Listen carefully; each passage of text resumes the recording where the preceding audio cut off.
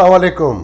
आफाक फारूक की नए वीडियो के साथ फिर हाजिर हूँ। कल का वीडियो उम्मीद है पसंद आया होगा।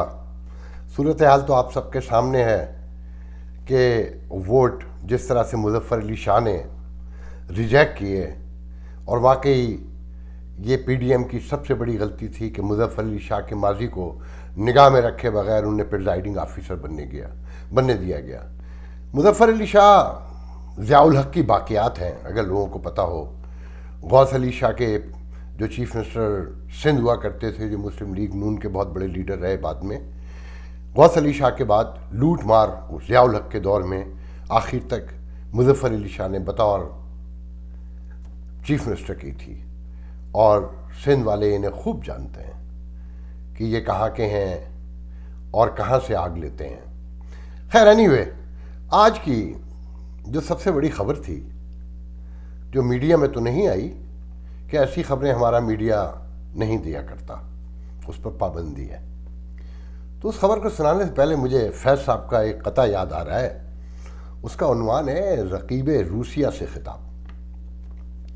क्या के वाबस्ता हैं उस हुस्न की यादें तुझसे, आ के वाबस्ता हैं उस हुस्न की यादें तुझसे, जिसने इस दिल को परी खाना बना रखा था, जिसकी उल्फत में भुला रखी थी दुनिया सारी, दहर को दहर का अफसाना बना रखा था।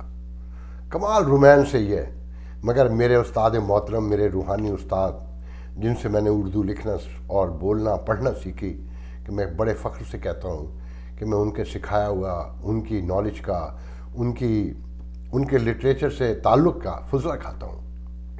मोहतरम जनाब खान आसिफ, एक आलम उन्हें जानता है।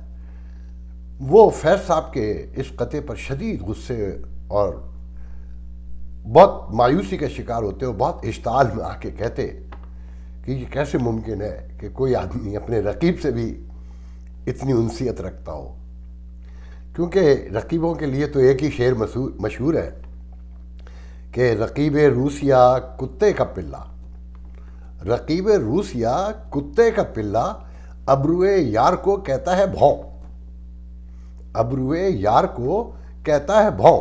तो खान साहब बहुत गुस्से में आते थे और कहते थे ये शर्म और गैरत का मामला है, और फैज़ साहब ने बड़ा मायूस किया। मगर खान साहब तो चले गए। हमने भी कभी नहीं सोचा था कि रकीब रूसिया वाकई कभी इतना भी प्यारा होता है। कि आपने सुना होगा कि खावर मानी का साबिक शौहर हमारी खातून अव्वल पीरनी बुशरा के शौहर हैं, और पीरनी बुशरा के और अपने बेटे की शादी में उन्होंने कमाल अंधाधुंध फायरिंग की, जो मौजूए सुखन है कल से, और तरह तरह के वीडियोस पर आ रहे हैं।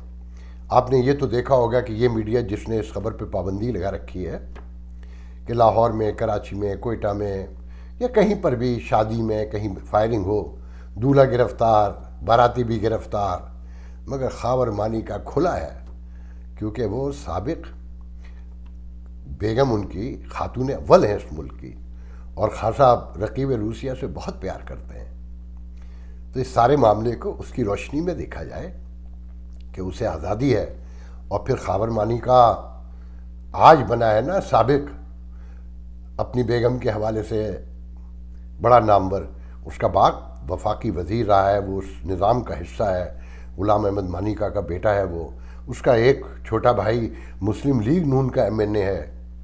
तो हर तरफ से वो कहते हैं ना कि सर कढ़ाई में है, उंगलियां कढ़ाई में, क्या वो सर कढ़ाई में है और बैठे कोने में दही खा रहे हैं। तो ये वो सूरत हाल है। अब आइए कि मरियम नवाज की जैसी खबरें आना शुरू हुई कि उन्हें मारने की कोशिश की जा रही है। सबसे पहले तो इस हवाले से सुहेल वड़ाइश ने कालम लिखा था कि साजिशें हो रही हैं इस तरह की, और सुनने में आ रहा है, जो बड़ी ख़तरनाक बात है।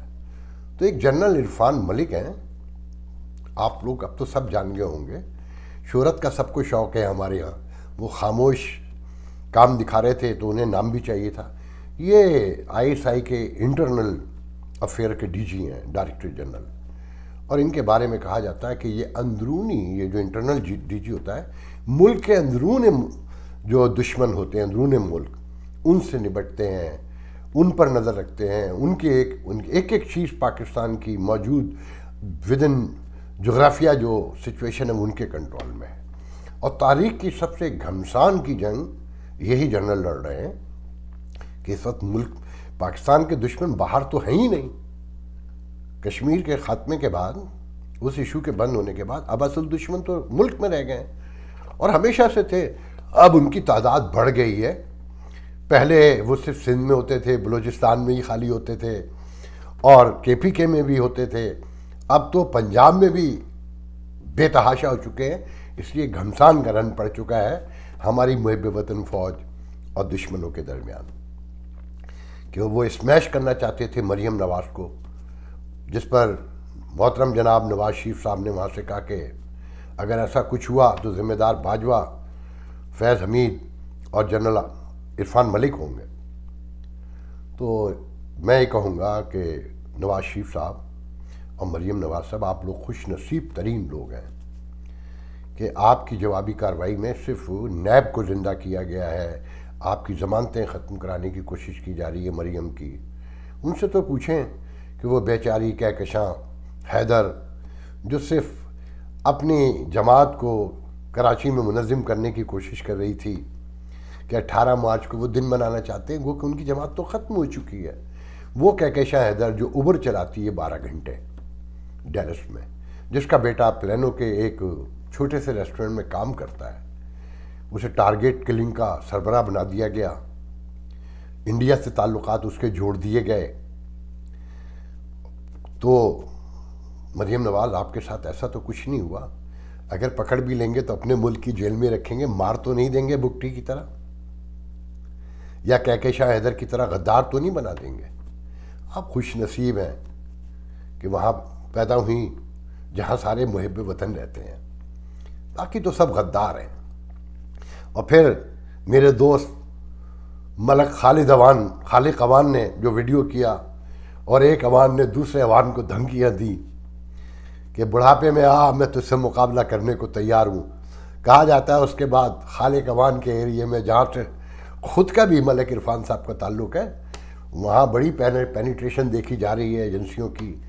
ان کے بارے میں معلومات خالق عوان کے بارے میں کی جا رہی ہے. مگر وہ بوڑھا جوان لاہور سے لوٹ گیا کہ میں ڈرتا نہیں ہوں. آپ ڈرے بھی نہ، کوئی آپ بگٹی ہیں بڑھاپے میں جو آپ کو مار دیں گے؟ آپ تو رشتہ دار ہیں، آپ کے علاقے کے لوگ ہیں. وہ کہتے ہیں کہ ملک، یہ جو جنرل عرفان ملک ہیں، ان کا خاندان 2018 تک نواز شریف کا حمایتی تھا، اور الیکشن میں بڑا بڑھ چڑھ کے حصے لیا اور بڑی مدد کی مسلم لیگ نون کی. اب دشمنی ہو گئی ہے. اچھا، اس خطے کے بارے میں بہت سے پاکستانیوں کے علم نہیں ہے کہ اس خطے میں اگر شرم، غیرت اور انا کا مسئلہ آ جائے تو یہاں غیرت اور انا زیادہ پریویل کرتی ہے، کہ ایسی دشمنیاں جاتی ہیں کہ خاندان کے 50 لوگ مارے جاتے ہیں. 20 سال تک دشمنیاں چلتی ہیں، نسلیں مٹا دی جاتی ہیں، کہ بچہ پیدا ہوتا ہے اور مار دیا جاتا ہے. شرم کا معاملہ ذرا مختلف ہے، کہ میں نے اس علاقے میں شرم جو ابھی تک دیکھی ہے وہ چودھریوں میں دیکھی ہے. اور 3 چودھری ہیں جنہیں میں پرسنلی جانتا ہوں، پرویز الہی، چودھری شجاعت اور چودھری سہیل وڑائچ، کہ میں نے ایسے ہمبل لوگ اس علاقے میں نہیں دیکھے. ہم معذرت کے ساتھ میں معافی چاہتا ہوں اگر کسی کا دل دکھے، کہ میرا تجربہ ہے کہ لحاظ، مروت، وزاداری اور شرم میں نے انہیں 3 لوگوں میں دیکھی، اور کسی سے دشمنی کرتے نہیں دیکھا، نہ کسی کے بارے میں دشمنی میں نے ان سے سنی. تو خیر، تو یہ جو جنرل عرفان ہیں، ان کے لیے کہا جاتا ہے کہ بڑے قابل ہیں، بڑے اہل آدمی ہیں، اور بہت دبنگ آدمی ہیں. دبنگ تو ہوں گے جس علاقے سے ہیں. جنرل فیض حمید بھی ان کے قریب کھاریاں سے، چکوال سے کہیں سے ہیں، اور ملک خالق عوان بھی کھاریاں سے ہے. تو بڑا کانٹے کا مقابلہ ہے، دیکھیں کون جیتتا ہے. مگر ہمیں پتہ ہے کہ اگر کوئی جیتے گا نہیں تو ہارے گا بھی کوئی نہیں ان میں سے. تو مریم نواز، آپ کو کچھ نہیں ہوگا، بہت ڈال دیں گے تو جیل میں ڈال دیں گے، کہکشاں حیدر نہیں بنائیں گے. یا میں اس لڑکی کے بارے میں بھی جانتا ہوں جسے کراچی سے صرف اس جرم میں اٹھا کے لے گئے کہ وہ الطاف کے گھر 90 میں جایا کرتی تھی. اسے 8 ماہ الٹا لٹکا کر مارا انہوں نے، 8 ماہ. اس لڑکی کا قصہ سنانے والے رونے لگتے ہیں کہ پھر لندن میں اس کی شادی ہوئی ایک لڑکے سے، اب وہ دبئی میں رہتی ہے، خاموش زندگی گزارتی ہے، اور کہتے ہیں اب بھی کبھی کبھی سوتے میں ڈر کر اٹھ جاتی ہے، چیخیں مارتی ہے کہ مجھے معاف کر دو، مجھے خدا کے واسطے بچاؤ ان سے۔ الٹا لٹکا کر مارا تھا مریم نواز۔ آپ بہت خوش نصیب ہیں کہ آپ کو تو صرف نیب کے تھرو دوبارہ جیل لے جانا چاہتے ہیں۔ انہوں نے کمزور طبقوں کے ساتھ جو کیا ہے بس اللہ ہی بہتر جانتا ہے۔ یہ محب وطن پاکستان کے نظریے کے سب سے بڑے دشمن ہیں۔ یہ تاریخ بتائے گی کہ انہوں نے کیسے کیسے مظالم کیے ہیں۔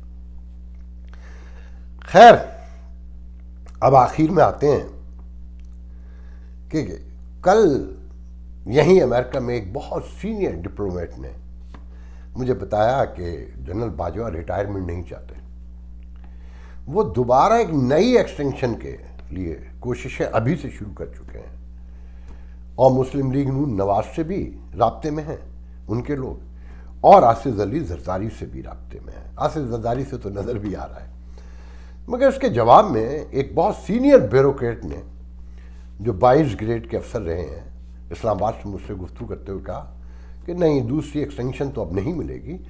یہ ممکن ہے جو حالات جہاں پہنچائے جا رہے ہیں کہ ایک دلدل سے حکومت کو نکالتے ہیں تو دوسری دلدل میں دھکیل دیتے ہیں، کہ کل جس طریقے سے سینٹ میں الیکشن ہوا تو نئی دلدل میں دھکیل دیا گیا، تو یہ ممکن ہے کہ ریٹائرمنٹ سے پہلے نیا پروجیکٹ آ جائے 5 سال کا قومی حکومت کا، اور محترم اس کے سربراہ بن جائیں۔ یہ تو پاسبل ہے، مگر اس کے علاوہ ایکسٹینشن نہیں ملے گی۔ ایک طرف باجوہ پریویل کرتے ہیں تو دوسری طرف اس وقت پاکستان میں کرونا باجوہ سے زیادہ پریویل کر رہا ہے، اور خوفناک انداز میں کر رہا ہے۔ سیاسی انارکی، باجوہ صاحب کی پالیسیاں اور کرونا مل کر کیا گل کھلائیں گی، اس کا فیصلہ آپ لوگ کریں۔ میں صرف اتنا کہوں گا کہ خدا کے لیے غور سے منظر کو دیکھیے، سب سے پہلے اپنی زندگیوں کو محفوظ بنائیں، اپنے دوستوں کی، اپنے رشتہ داروں کی، یہاں تک کہ اپنے مخالفوں کی بھی، کہ اگر وہ نہیں رہیں گے تو آپ کس سے مخالفت کریں گے۔ اور ساؤتھ ایشیا میں رہنے کی بنیادی شرط ہے کہ زندگی کا حسن ہی اس کے مخالف ہیں، کہ وہ زندہ ہیں تو ہم متحرک رہتے ہیں، اگر مخالفین نہ ہوں تو بڑی بوریت ہو جاتی ہے۔ تو میری درخواست ہے کہ پلیز کرونا سے محفوظ رہیے اور محفوظ بنائیے۔ اللہ حافظ۔